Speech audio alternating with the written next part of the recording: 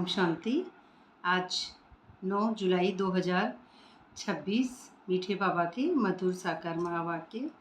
आज मीठे मीठे बाबा कहते, मीठे बच्चे जी हुकुम बाबा। वृक्षपति बाप ने तुम बच्चों पर वृक्षपति की दशा बिठाई है। अभी तुम अविनाशी सुख की दुनिया में जा रहे हो। तो वृक्षपति बाप अर्थात बाप कौन है? हमारे बीज, जो बीज है हमारे, तो बीज है हमारे बाप अर्थात शिव। तो तुम बच्चे ने जो है बच्चों पर बृहस्पति की दशा बिठाई है। तो बिठाई यानी हम शुरू में अपने जो स्थापना है हमारी, तो स्थापना जब मैं आत्मा जब अपने मूल रूप में लौटती हूँ, तो ये जो पूरा जो यज्ञ है जो भीतर जो समाप्त हो जाता है, अर्थात जो विकार, तो इस दुनिया के बीच में जब ये माया आती है, बिल्कुल बीच में इस सूक्ष्म मन में, इस मन में जो देह भान है सूक्ष्म मन, तो ये देह भान अर्थात मैंपन, जो ईगो जिसे कहते हैं ना बकरे की तरह मैं करना, तो गर्दन कट जाती है। ऐसे ही ये जो हमारे भीतर है मैंपन कर्तापन, तो मैंपन कर्तापन से जब ये मन है, तो ये मन जो मध्य में आता है, तो मध्य में आता है तो ये मन अर्थात ये हमारी ऊर्जा, परमात्मा को याद करते हैं, मन मना भव करते हैं, तो ये मन एकदम मध्य में आ जाता है और मध्य में होता है सत्य परमात्मा और ये बीज। तो हमारा जो मन है वो लौट जाता है। तो ये जो जास्ती याद कर रहे थे, तो सीधी बृहस्पति की दशा सीधी होती है, तो सीधा अर्थात हमारा बैकग्राउंड ही चेंज हो जाता है। इसमें सतो रजो और तमो अर्थात ब्रह्मा विष्णु शंकर मन बुद्धि संस्कार, ये हमारे जो भी है स्थापना पालना विनाश पूरी जो है मर्ज हो जाती है देह भान की, तभी वो दिव्य शक्तियाँ इमर्ज होती है। तो इसे क्या कहेंगे हम कि यहाँ पे सब कुछ शून्य खाली हो जाता है माया से ये माइंड, और खाली हो जाता है तभी ये अतीन्द्रिय सुख में चला जाता है, अर्थात सत्युगी जो माइंड है। तो ये लिमिटेड बंधन टूटेंगे उसी के बाद में होगा जब मानवीय हदों से पार हमारा बुद्धि का योग चला जाता है, तभी होता है। तो जिसमें स्वयं का राज अर्थात आत्मा अपने स्वयं के राज्य में टिक जाती है कि मैं स्वयं कौन हूँ, तो स्वयं पर राज्य, स्वराज्य, अश्वमेघ, ये जो 5 चंचल घोड़े हैं, इन पर पहले कंट्रोल जब हो जाता है, तो 5 चंचल घोड़े, ये जो आँख है, कान है, नाक है और ये मुंह है और ये हाथ है, ये बताया जाता है 5 चंचल घोड़े।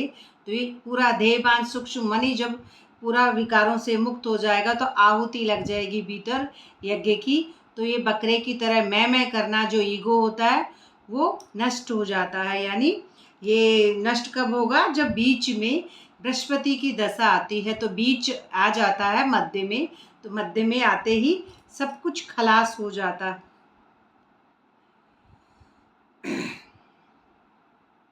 सब कुछ खलास हो जाएगा। ओम शांति।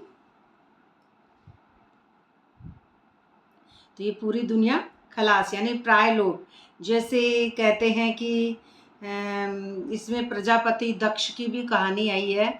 तो प्रजापति दक्ष अर्थात ये हमारे भीतर का यज्ञ है, इसको स्टार्ट में ही समझ लेंगे क्योंकि भीतर का यज्ञ है। तो प्रजापति दक्ष क्या होता है? जो यज्ञ करते हैं तो उसके अंदर क्या होता है कि सती होती है। तो सती कौन होती है? हमारे भीतर की शक्ति होती है। तो सती होती है तो वो विवाह करती है शिव से। तो ये इस दुनिया में मायावी दुनिया में बोला जाता है विवाह, लेकिन होता है स्वयंवर अर्थात शक्ति, जो शक्ति सती शक्ति और शिव निराकार का जब मिलन होता है तो स्वयंवर हो जाता है। तो मैंपन बकरे की मैं खत्म हो जाती है, मैंपन ईगो खत्म हो जाता है। तो इसके अंदर जो मैंपन खत्म हो जाता है ये यज्ञ, तो यज्ञ में सती स्वाहा हो गई थी, है ना? ऐसे कोई कहानी होगी कैरेक्टर में भक्ति मार्ग में। तो ये जो दंत कथाएं हैं कि सती स्वाहा हो गई थी उस यज्ञ में, उसके पिता तो प्रजापिता दक्ष का जो यज्ञ था उसमें सती स्वाहा हो गई और फिर शिव भी स्वाहा हो गए, है ना? फिर सती को लिए घूमे। तो कहने का मतलब अब ये सब कुछ भी है, तो यहाँ पे लास्ट जो बात है वो ये है कि भीतर में जब ये ईगो है तो ये सारी माया खत्म हो जाती है। नौ जो ये हमारे विकार हैं, दुर्गा, तो अष्ट जो भुजाएं हैं, ये दुर्गा, माया, ब्रह्मा, विष्णु, शंकर, ये सब खत्म हो जाते हैं। तो यहाँ से फिजिकल जो लिमिटेड बंधन टूट जाते हैं। तो ये शून्य अर्थात खाली हो जाता है हमारा चित्त माया से, और चित्त की लेयर उतर जाती है, चेतना जाग जाती है। तो निरंतर आत्मा जो है स्वराज्य राजा की सीट पे बैठ जाती है। और ये राजा की सीट पे आत्मा बैठ जाती है तो फिर ये ड्रामा जो है निरंतर ड्रामा है, एक झूठा नाटक है, ये सच नहीं है। सच क्या है? सच आत्मा जो अपना स्वयं का भान समझ में आ जाता है कि मैं आत्मा हूँ, है ना। तो मैं आत्मा हूँ तो सच आत्मा है, सच है ना, सत्य चित्त आनंद वो आत्मा है।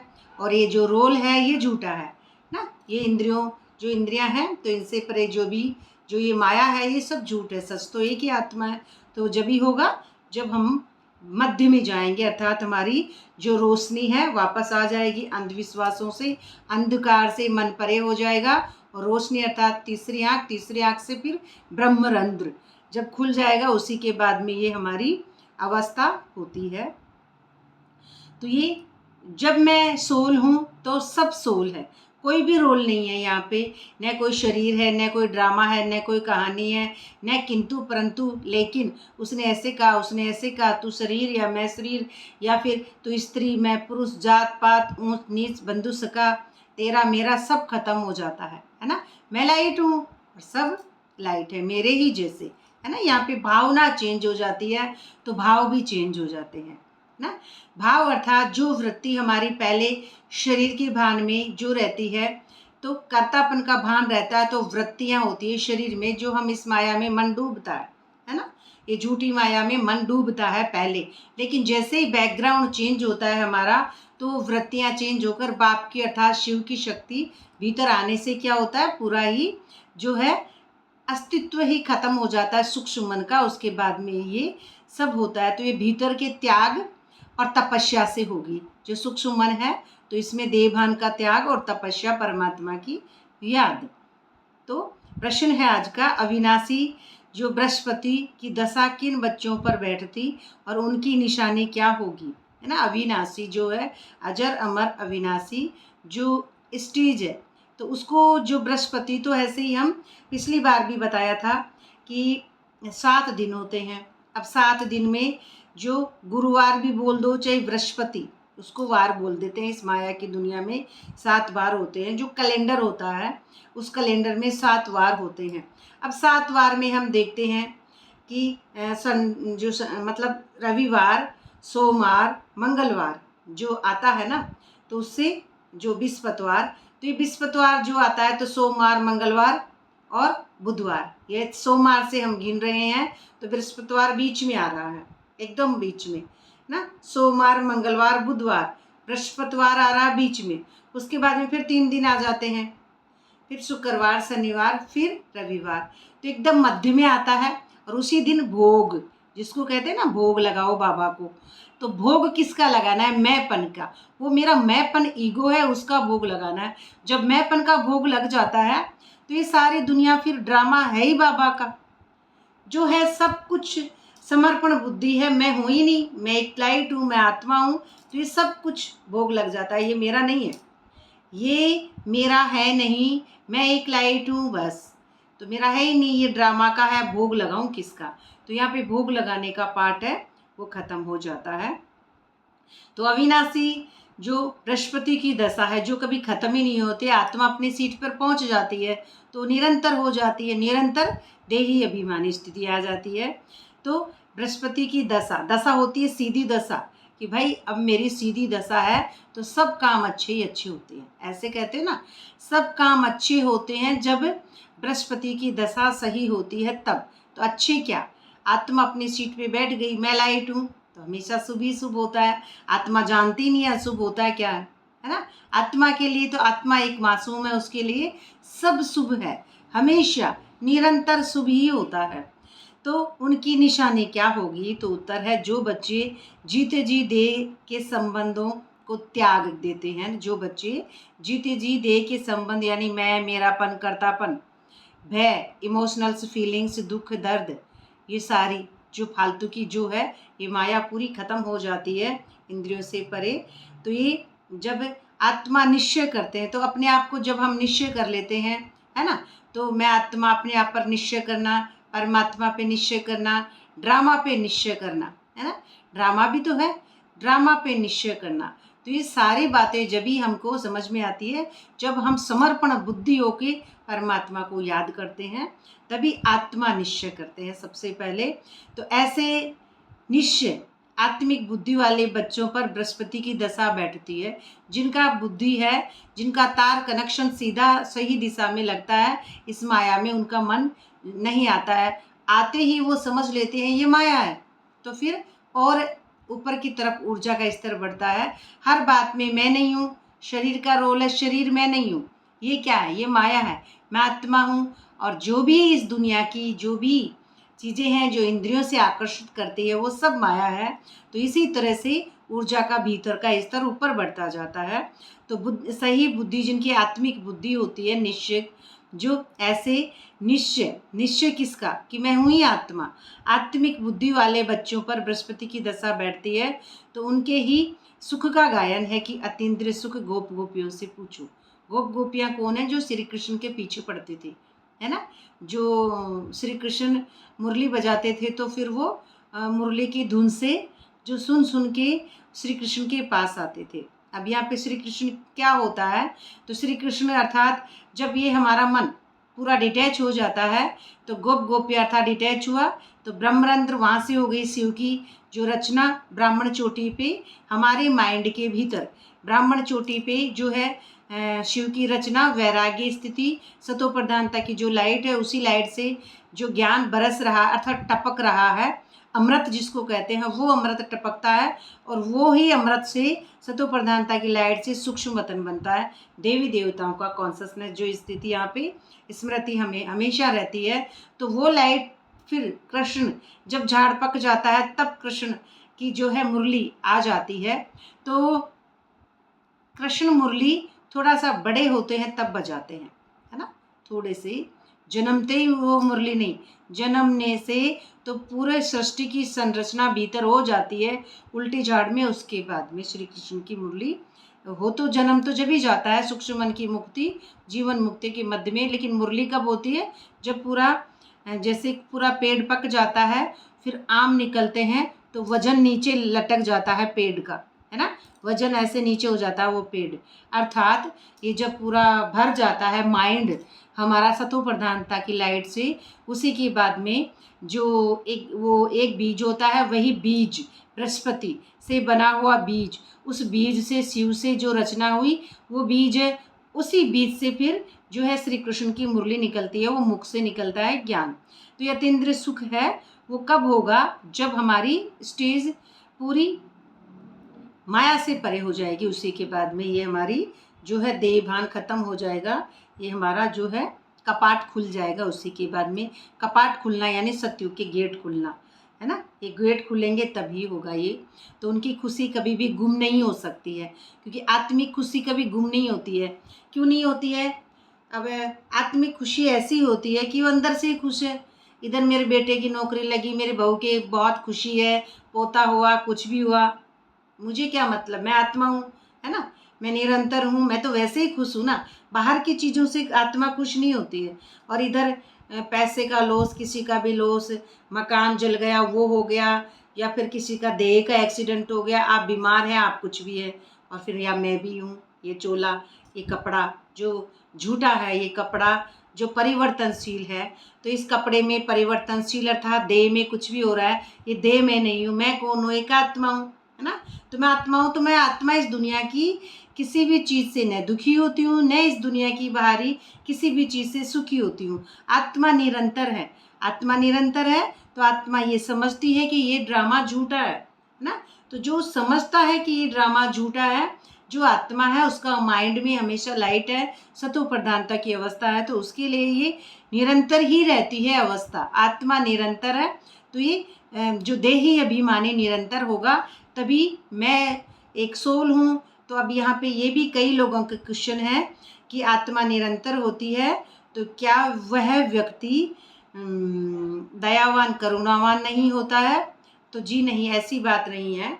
इसको भी यहीं पे समझ लेते हैं। क्यों? क्योंकि जैसे फिजिकल रोल का जो पार्ट उसका ख़त्म हो जाता है, फिर वो एक रूहानी पुष्प बन जाता है। जब सहस्त्रार कमल जब खिल जाता है उसके बाद में, है ना, सहस्त्रार दल कमल जब खिल जाता है, ये पंखुड़ियाँ 1000 पंखुड़ियों वाला स्टेज हो जाता, जब ये खुल जाता है तो उसी के बाद में मैं निरंतर हूँ ना।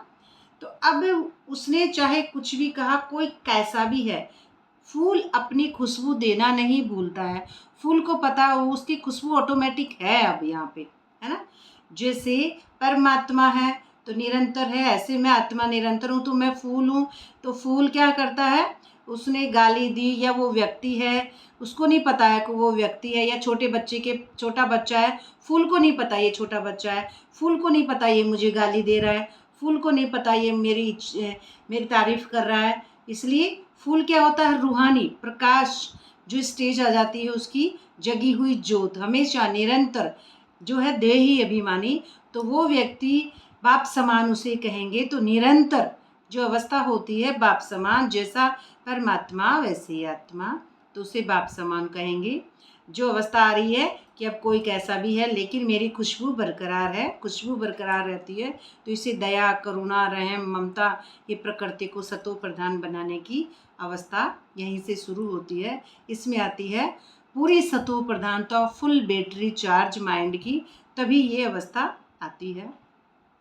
गीत है ओम नमः शिवाय। ओम नमः शिवाय अर्थात भीतर का सूक्ष्म मन का देहभान होने के बाद में शंकर की तरह भीतर भस्म से पुराने मन बुद्धि संस्कार भस्म हो जाना, भस्म हो जाना। उसी के बाद में मैं आत्मा हूँ। ओम शांति। तो बच्चों ने बाप की महिमा सुनी। बच्चों ने किसने? देही अभिमानी स्थिति में हम मन में पहले सुनेंगे तभी हम उस स्टेज पे पहुंचेंगे बच्चे। तो आज के दिन को कहा जाता है बृहस्पति डे। किसके लिए? जो अभी तक मन में है वो समझते हैं आज, है ना, जो अभी तक मन में है, जो अभी तक जिनका सूक्ष्म मन जिंदा है,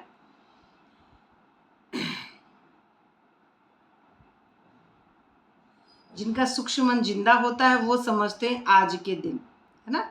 और जिनका सूक्ष्म मन जिनका खत्म हो जाता है उनके लिए तो निरंतर है, आज कल परसों। तो ये डिटैच अवस्था में ये नहीं होता है निरंतर अभिमानी आत्माभिमानी में, क्योंकि उसके लिए तो टाइमलेस है आत्मा, टाइमलेस ईगोलेस, टाइम स्पेस दूरी इन सबसे परे चली जाती है। लेकिन जब तक हम इस दुनिया को अपना समझते हैं तब तक होता है आज के दिन बृहस्पति डे। तो जिसको मिलाकर कहा जाता है बृहस्पति, है ना, तो इसको ही गुरुवार भी कहा जाता है। गुरु यानी रास्ता दिखाने वाले। तो गुरु का जो सही जो यहाँ पे गु प्लस रू, है ना, गु अर्थात कलय कलेशों की दुनिया माया, है ना। ये जो भी माया दिख रही है, जो छीछी दुनिया है, जो तमो प्रधान है, तो ये क्या है? गु अर्थात माया, जो माया गंदी गंध गु। और रू अर्थात प्रकाश। जो बृहस्पति की दशा जब बीज की अवस्था जब आने लगती है तो दशा सीधी हो जाती है। रू अर्थात प्रकाश में हमारा मन ये मूल रूप अवस्था वापस लौट जाता है, हमारा मन बीज में चला जाता है वापस तब। तो न सिर्फ गुरुवार परंतु सत गुरुवार, सच्चा रास्ता दिखाने वाले, सत्य का रास्ता दिखाने वाले सिर्फ एक परमात्मा है, तो सत गुरुवार। तो बंगाल में बहुत मानते हैं, गाया भी जाता है मनुष्य सृष्टि का बीज रूप, इसलिए वृक्षपति कहते हैं, बीज ठहरा। बीज जैसे बीज ठहरा तो बीज हो गया यहाँ पे हमारा, कि हमारी जब अवस्था होगी माइंड के भीतर एक बीज होगा, जब भी तो वो झाड़ होगा, नई सृष्टि बनेगी। तो बीज से बनती है नई सृष्टि। बीज ठहरा तो पति भी ठहरा, वही पति है, पति परमेश्वर अर्थात परमात्मा। तो बीज वृक्ष के बीज को बाप भी कहेंगे, है ना, वृक्ष का जो बीज है उसे बाप भी कहेंगे। और जब ये अवस्था पूरी न्यारी और प्यारी हो जाती है, जब डिटैच अवस्था पूरी निरंतर देही अभिमानी होती है, तो बाप भी उसे कह रहे हैं, तो उसे बाप समान अवस्था कहेंगी निरंतर देही अभिमानी में, तो उनसे वृक्ष उत्पन्न होता है ना। उनसे वृक्ष उत्पन्न कहाँ होता है, तो ये कहाँ होगा वृक्ष उत्पन्न, ये माइंड के भीतर 800 करोड़ जो जनता है वो एक आत्मा में इतनी पावर है, पूरी आत्माओं की पावर, जो जितने भी व्यक्ति हैं उनके जो भी गुण हैं वो सारे एक ही आत्मा में होते हैं, तो ये उनके वृक्ष उत्पन्न होता है। तो ये है मनुष्य सृष्टि रूपी झाड़, है ना। मनुष्य सृष्टि रूपी झाड़ है तो उनका बीज ऊपर में है, बीज ऊपर में अर्थात शिव, उल्टा जो झाड़ है उसमें बीज ऊपर है और सारी आत्माएं डॉट डॉट डॉट जो है उसके नीचे है, शिव के नीचे। तो तुम जानते हो हम बच्चों पर अभी अविनाशी बृहस्पति की दशा, अविनाशी कभी भी जो खत्म नहीं होने वाली जो अवस्था आ जाती है, जिसका कभी विनाश नहीं होता है, अविनाशी।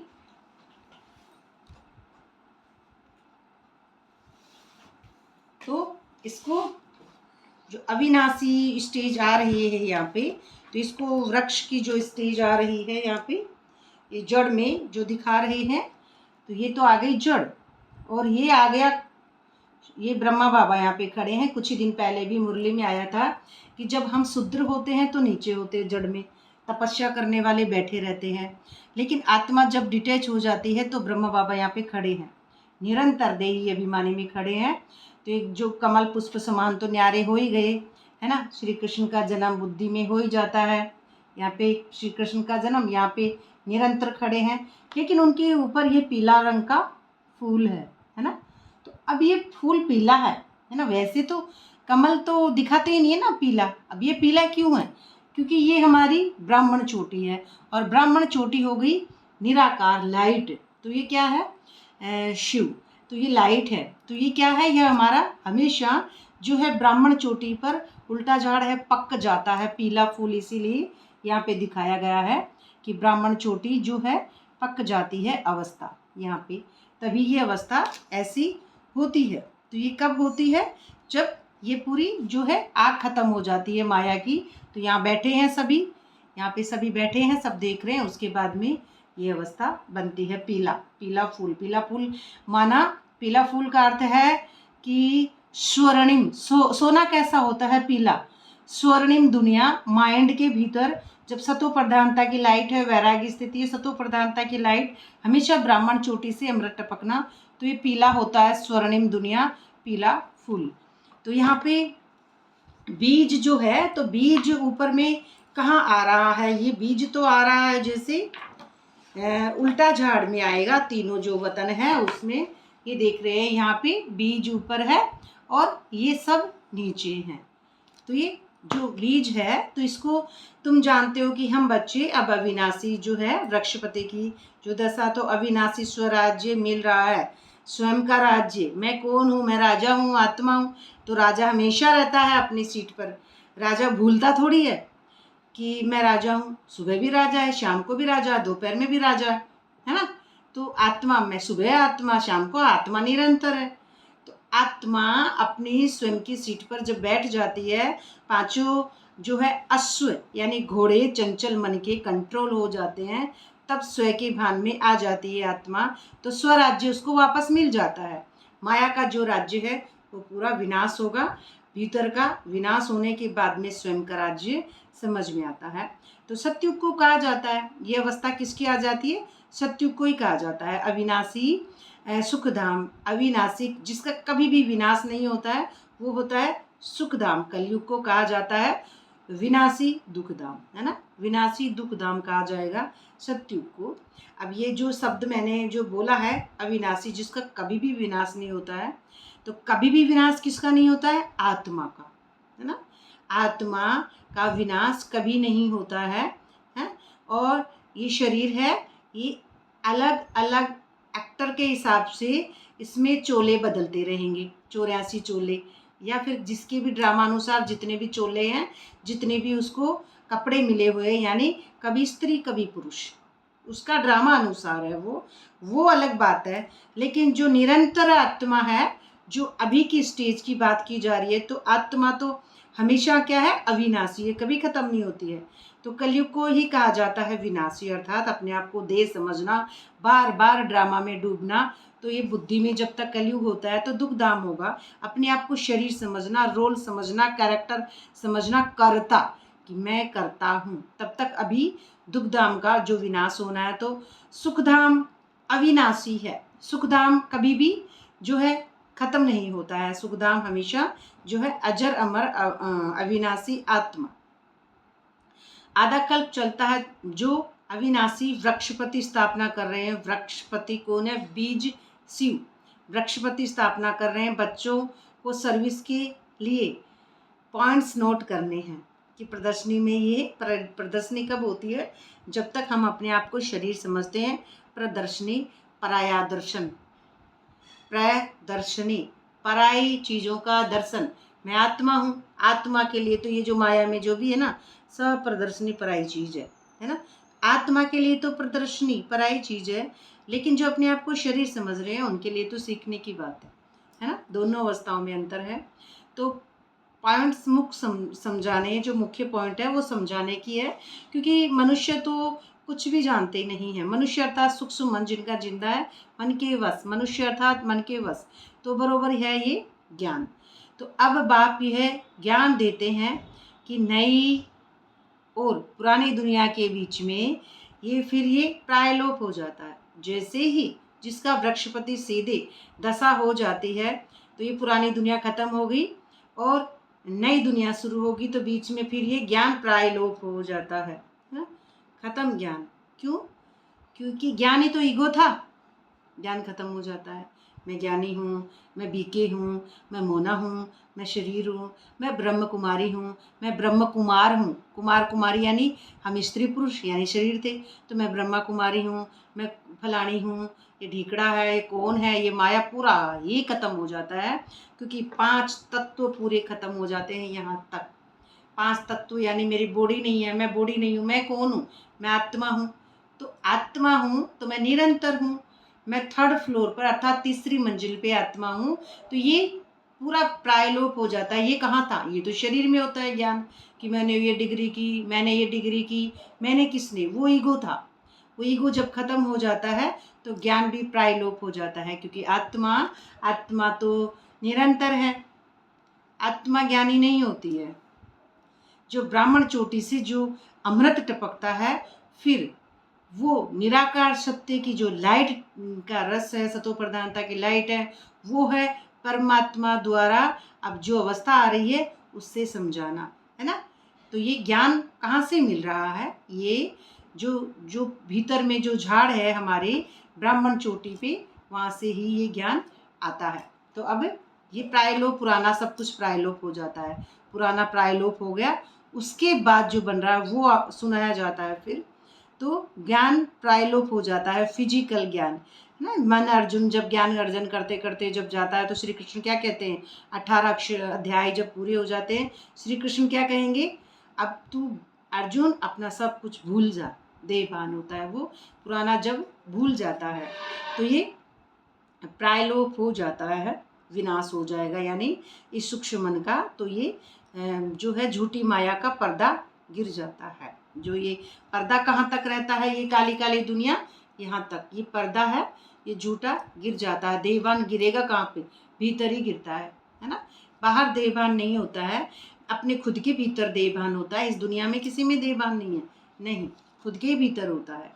तो ये जो अवस्था आ रही है ये तो कब आती है? ये हमारी हिस्ट्री ज्योग्राफी की, हम कैसे कैसे हिस्ट्री में नीचे गए, बॉटम में हमारी शक्तियाँ चली गई, फिर हमने परमात्मा को याद किया तो हम किस तरह से अपने वापस सीढ़ियाँ चढ़ जाते हैं। तो ये सीढ़ियाँ चढ़ना, जैसे परमात्मा को याद किया तो एक सांप सीढ़ी का खेल देखा होगा कि कोटी में पास होते ही सीढ़ियाँ टक टक ऊपर एकदम चली जाती है ना। वो होती है ना एक सांप सीढ़ी, छोटे बच्चे खेलते हैं, तो ऐसे वो बिल्कुल ऊपर चली जाती है। जैसे ब्राह्मण चोटी पे तो ऐसे ही अवस्था चली जाती है, सांप सीढ़ी पे, कोटी नीचे आई, फटाफट सीढ़ी पे सांप चढ़ गया, है ना। वो क्या कहते हैं? कोटी चढ़ गई, यानी मेरा मन अपने मूल रूप अवस्था में बीज में लौट गया। लेकिन जैसे हम अपने आप को शरीर समझते हैं तो वो सांप मुंह पे खाता है और पूंछ पे आ जाता है ना। तो ये शरीर समझना, अपने आप को माया में जब डूब जाता है तो उस कोटी को सांप खा जाता है, उस मन को। तो ये मन क्या है? इस ड्रामा में डूब जाता है। तो ये दोनों ही क्या है? ये हमारे ही भीतर की अवस्था है। तो ये जो तुम बच्चे जानते हो कि मनुष्य सृष्टि कहाँ है ये, तो तुम्हारी बुद्धि में मूल वतन का झाड़ भी है। कहाँ है? तुम्हारी बुद्धि में। अंडरलाइन कर लेना इस चीज़ को और अच्छे से समझना। तुम्हारी बुद्धि में मूल वतन का झाड़ भी है। मूल वतन आपकी बुद्धि में कहाँ है? आपकी ब्राह्मण चोटी के भीतर, वही है आपका मुख्य सेंटर। तो ये है आपकी बुद्धि के मूल जो वतन है, वहाँ से ही सतो प्रधानता की लाइट वैराग्य की स्थिति बनती है, यहीं से ही उल्टा झाड़ पूरा पकता है। तो कनेक्शन सबका अलग अलग है। ये बातें कोई की बुद्धि में कभी नहीं होती है, क्योंकि सबका कनेक्शन ड्रामा अनुसार अलग अलग है, क्योंकि ये सबकी किसी की भी हद की बात नहीं है। ये बातें कोई बुद्धि में कभी नहीं होगी। तो कोई शास्त्रों में तो ये लिखी हुई नहीं है कि हम आत्मा असुर शांति धाम की रहवासी हैं, अविनाशी हैं। तो ये शांति धाम कहाँ है? शांति धाम भी हमारी ब्राह्मण चोटी पे। ये मन जब शांत हो जाता है, सूक्ष्म मन जब मर जाता है, तो शांति धाम में जाएगा। शांति यानी मन अपने मूल रूप अवस्था में लौट गया। धाम का अर्थात तो हो गया यहाँ पे स्थान, धाम स्थान। तो स्थान कोई ऊपर तो है नहीं इस माया की दुनिया में जो शांति धाम में आप ऊपर योग लगा रहे हैं, है ना। धाम बोल रहे हैं स्थान, तो स्थान हो गया जहाँ पे ठहरा जाता है। जहाँ पे ठहरा जाता है उसको कहेंगे स्थान, है ना। तो जैसे आप देखते हैं वहाँ पे जाते हैं, कहाँ पे? मधुबन में जाते हैं तो ऐसे शांति स्तंभ बना होता है, उसके ऊपर एक लाल रंग का अंडे जैसा होता है ना, शिव। लाल रंग का एक अंडे जैसा शिव होता है। तो वो शिव कहाँ है? शांति स्तंभ वो आपकी ब्राह्मण चोटी के ऊपर है। आपकी जो ब्राह्मण चोटी है वहाँ पे वो खुलने के बाद में हो जाती है अवस्था। तो ये अविनाशी है। ये कब विनाश को नहीं पाते हैं। ये जो आत्मा है कभी भी विनाश को नहीं पाती है। वह समझते हैं बुदबुदा पानी में निकल फिर उसमें मिल गया। तो तुम्हारी बुद्धि में सारा राज है। वो ऐसे समझते हैं कि मिल गया अर्थात वापस शरीर आप बनेंगे ही नहीं। उनका कहने का मतलब और धर्मों में ऐसा है, लेकिन नहीं, बुलबुला पानी में मिला नहीं है, बल्कि वो कर्म जरूर करेगा, कैसे भी करेगा, चाहे देह अभिमानी स्थिति में करेगा और चाहे देह से करेगा। कोई भी ऐसा नहीं है कि दुनिया में कभी आएंगे नहीं, हम आएंगे हम, लेकिन अपने अपने जो है हमारे नंबरवार पुरुषार्थ के अनुसार हमारी है जो लिस्ट बनती है आगे से आगे। तो ये जहाँ से, लेकिन अब लिस्ट कब बन रही है? जब तक हम शरीर हैं तब तक। लेकिन डिटैच हो जाते हैं तो यहाँ पे लिस्ट खत्म हो जाती है ना। लिस्ट खत्म हो जाती है क्योंकि सब कुछ भीतर से जलता है। तो एक बार रजिस्टर खाली होता है ना। खाली रजिस्टर को बोलेंगे वैरागी स्थिति। बिल्कुल निरंतर देही अभिमानी में रजिस्टर खाली हो जाता है। फिर आत्मा राजा की सीट पे बैठती है, जिसको कहा जा रहा है राजा दक्ष। तो यहाँ पे कहानी भी है राजा दक्ष की। तो आत्मा तो मौजित राजा भी उसको कह सकते हैं, मायाजीत भी कह सकते हैं। राजा की स्टेज बिल्कुल निरंतर। तो इच्छा मात्रम अवज्ञा होने के बाद में जब ये कपाल खुल जाता है तो राजा की सीट पे आत्मा बैठ जाती है। तब 1 1 1 शुरू हो जाता है उसका। तब उसका पाठ आ जाता है सत्युग का। तो ये जो है आत्मा अविनाशी है। तो इसमें सारा पाठ नोंदा हुआ है। तो ये चक्र नॉलेज कोई शास्त्रों में नहीं है, बल्कि कहाँ स्वास्तिक भी दिखाते हैं। स्वास्तिक दिखाते ना 4 हिस्सों में। हम दीपावली को, गणेश जी को, या कोई भी बात होती है तो स्वास्तिक यानी शुभ कार्य को हम करते हैं तो उसमें स्वास्तिक बताते हैं। ये 4 भागों में बटा हुआ है, जो कि ये जो 4 भागों में है, कहाँ से? सतयुग है, त्रेता है और द्वापर है और ये कलयुग है। चारों को ही हम बराबर बराबर भागों में बांटते हैं। तो ये स्वास्तिक, जिसको कहा जाता है कि अच्छे शुभ कार्यों में स्वास्तिक बनाओ। और स्वास्तिक के जो बीच बीच में अवस्था जो चारों स्टेज बराबर बनाई जाती है। तो लेकिन स्वास्तिक यानी एक शुरुआत होती है, शुभ की शुरुआत होना। सतयुगी जो स्थापना है होती ही माइंड के भीतर स्वास्तिक। तो स्वास्तिक जिसके अंदर 84 जन्म होंगे, तो स्वास्तिक यानी अब सब कुछ स्वस्थ होना, है ना। माइंड भी स्वस्थ, और स्वास्तिक का जो असली अर्थ है कि शरीर भी स्वस्थ मिलेगा। अब आगे सारी जर्नी है जो स्वस्थ, अच्छा जो है डिटैच होने के बाद में सब आत्मा ही आत्मा है, पवित्र पवित्र है। तो ये सारा अवस्था आ जाता है स्वास्तिक की जो स्थापना होती है। तो किसी धर्म में ये ऐसा नहीं है। तो ये गीता में भी जो सुनाया जाता है कि मैं कल्प के संगम युग ही आता हूँ। संगम में गीता में भी यही सुनाया गया है कि श्री कृष्ण के द्वारा जो मुख से जो ज्ञान निकल रहा है, निकल किसका रहा है? निराकार का। तो ये क्या है कि संगम में, संगम कहाँ है? हमारे भीतर। ये हमारे भीतर ही संगम शुरू होता है जब शक्ति जो है शुरू होती है, उसे भीतर का झगड़ा, भीतर की लड़ाई, है ना। ये भीतर झगड़ा नहीं कहेंगे इसको, महाभारत। महाभारत संकल्पों में उथल पुथल मचना, अपने आप को शरीर समझना, तो भीतर की महाभारत जब शुरू होती है उसे कहेंगे संगम। तो भीतर की महाभारत सतो रजो तमो इन संकल्पों से जब ड्रामा भीतर से शक्ति प्रज्वलित होगी उसे कहेंगे संगम युगे में लिख दिया। तो वास्तव में संगम युग की कोई धर्म स्थापना नहीं है। ये त्रेता के अंत, द्वापर के आदि के संगम पर इस्लामी धर्म स्थापना हुई नहीं, कहेंगे द्वापर में स्थापना हुआ। तो ये संगम का सुहावना समय है। सुहावना यानी ये मौसम है, एक ही हो जाता है डिटैच होने के बाद में। तो संगम का सुहावना समय, इसको कुंभ कहते हैं। कुंभ अर्थात कुंभ का मेला होता है, तो उसमें मेला है ये भीतर, माया का मेला, ये दुनिया का मेला, ये झमेला। तो ये बुद्धि में अपने आप को सच लगने के कारण हम क्या समझते हैं? ये दुनिया एक मेला है, चला चली का फेरा है, ये दुनिया एक मेला है। तो कुंभ अर्थात ये कुंभ क्यों कहा जा रहा है इसको? कुंभ कलश जो माया का हमारे भीतर ही होता है।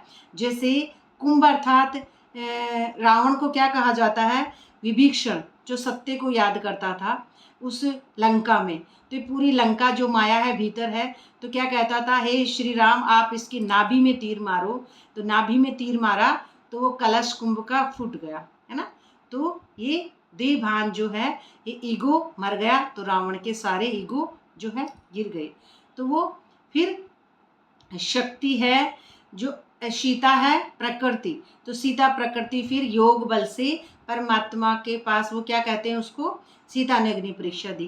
तो ये सूक्ष्म मन है, अग्नि परीक्षा से निकलता निकलता और सत्य राम के पास पहुंचता है। तो राम के पास जब ये पहुंचेगा तो ये सीता शुद्ध होगी, ये मन प्रकृति पूरा शुद्ध होगा। तो ये प्रकृति पूरी शुद्ध होती है, तभी इसमें योग बल से जन्म होता है नई सृष्टि का।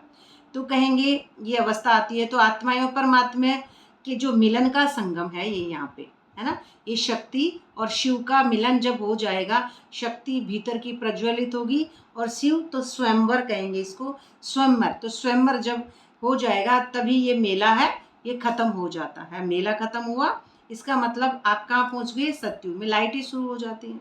तो लाइट जब आ जाती है तो लाइट शुरू होना, जैसे आज एक बहन भी पूछ रही थी कि लाइट किसको कहते हैं?